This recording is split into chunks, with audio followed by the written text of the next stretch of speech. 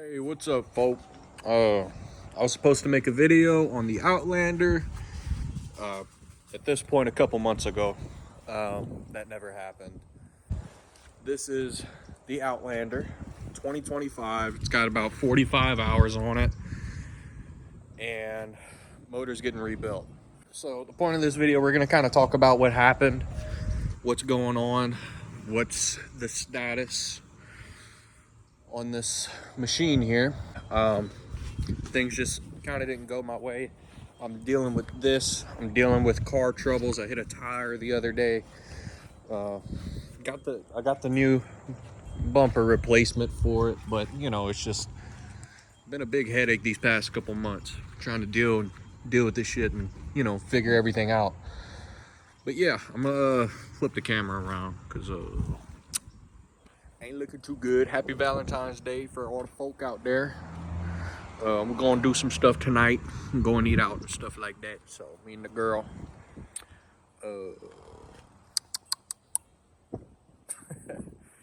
So that video that was supposed to be made, and I do have clips of it and stuff, but at this point there's no point. But basically, it was the ECU unlocking service for HP tuners and yada yada yada.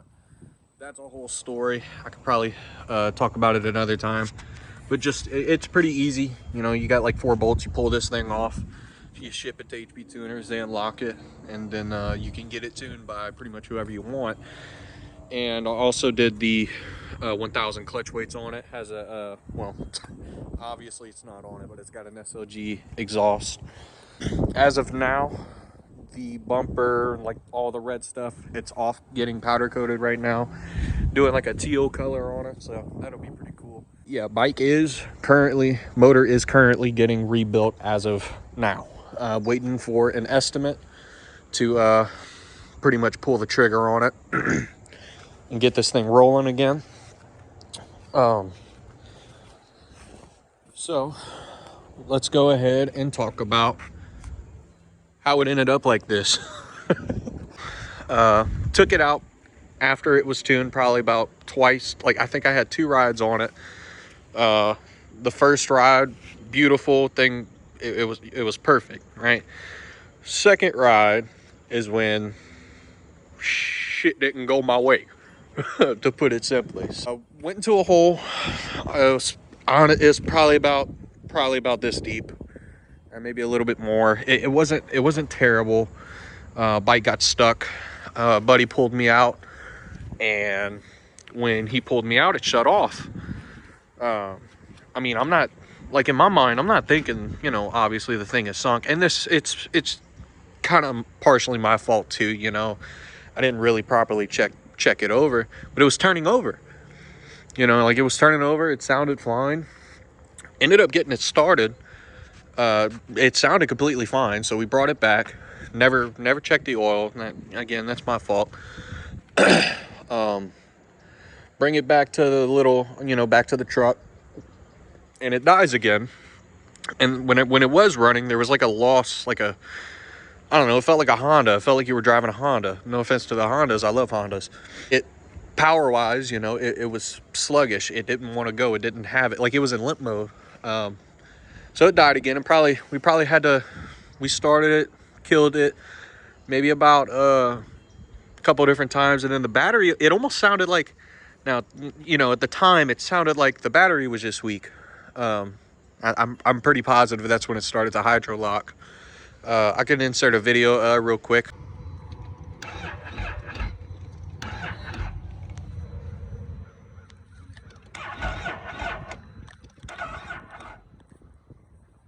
Anyways, but yeah, it started, you can hear it in the video. It sounded like it started to hydro lock. But at the time, like I said, it just sounded to me, because, you know, I never deal with this shit. Like, I've never had to deal with something like this before. So to me, it just sounded like a weak battery. So we've got jumper cables, jumped the battery, fired right up, right? So fired up, drove it around, same thing. Like super low power, like no power whatsoever. Died, pulled it back to the truck, jumped it again, started up. And now at this point, there's a tapping noise coming from like the front cylinder.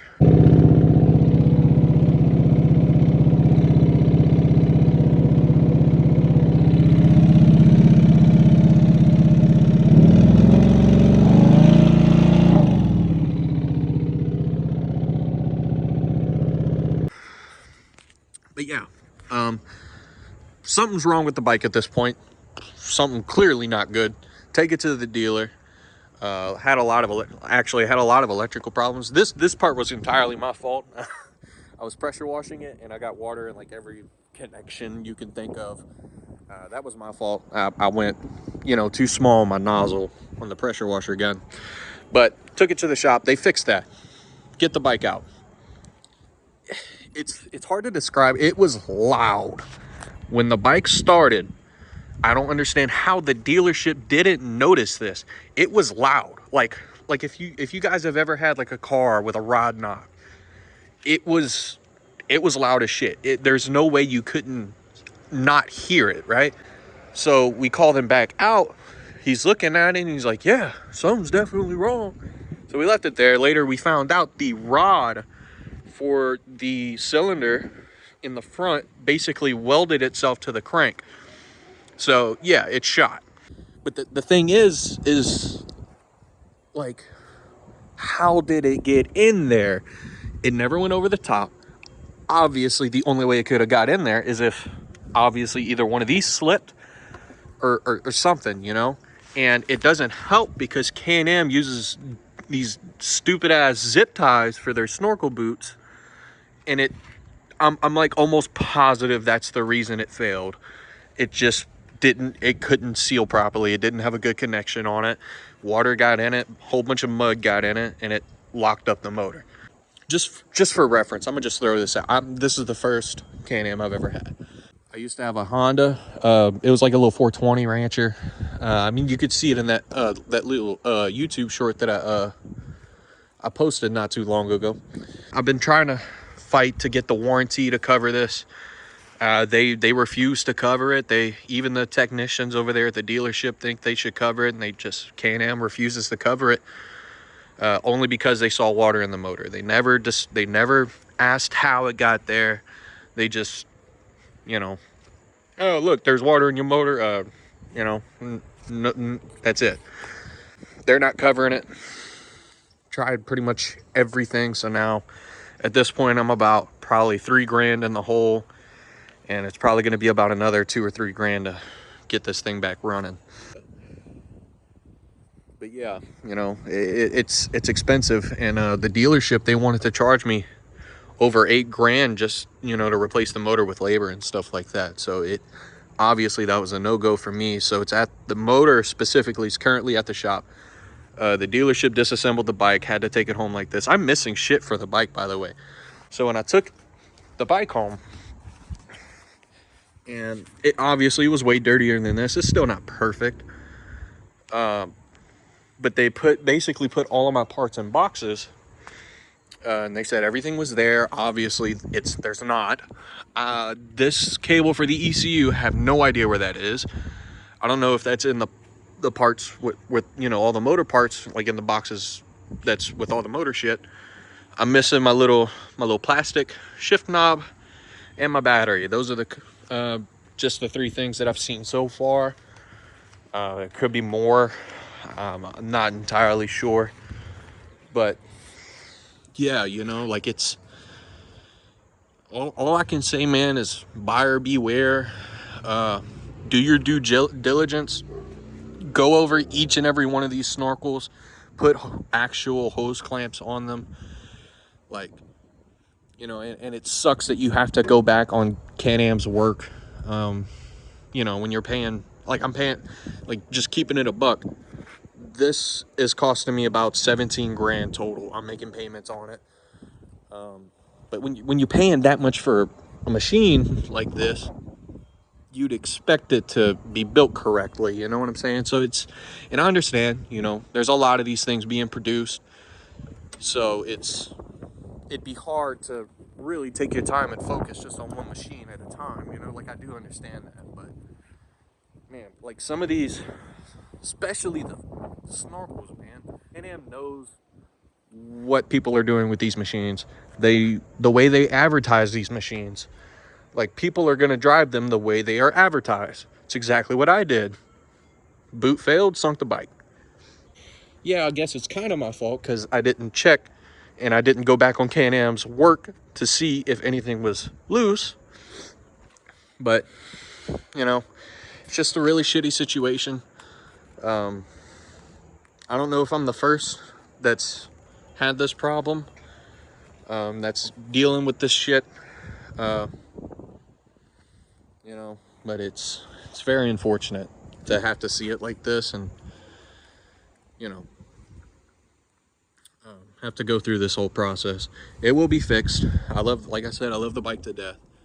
I'm gonna get it fixed. I really want to try to, like, you know, make these videos and stuff like that, and maybe get into this stuff, you know. It's just hard when shit breaks like this. But yeah, this is that's pretty much it. I'll get y'all a little view of the back, you know. You can see it. It's just a frame on wheels right now, man. But yeah, this thing I also have an extended warranty for it. I'm not gonna lie, I kind of regret getting it at this point. And having this machine, it's just not doing me any good, like, at all. So I don't know, if you guys are in the market for one of these, the only thing I can say is, you know, it's coming from somebody who's not rich, who doesn't make a whole lot of money, enough money to comfortably afford one of these, but not, you know, like, just able to drop $8 grand on something like this to fix it, or have CanAm sponsor you and just replace your motor, give you a free bike and shit like that. Like, you know, trying to be as relatable as possible, give you all the hard truth on these things. If you're in the market for this, tear your thing down, tear the machine down, look at your snorkels, make sure that every single one of them is tight, or replace them with I truly think you should just replace them with actual hose clamps. Every single one of these snorkel boots is basically tied either by a cheap zip tie or like one of those permanent clamps. Like, they're shit. All right, so, you know, I just wanted to make a little quick video in case anybody saw that short and they're kind of wondering what the hell's going on. This is what's going on. So I kind of hope this, if any of my videos were to get any sort of traction, I would hope this is the one. I just really need people.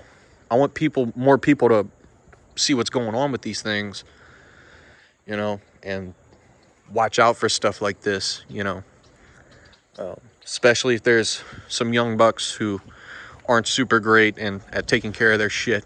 I'm not gonna say I was super obviously great at it, but, you know, just be careful, y'all.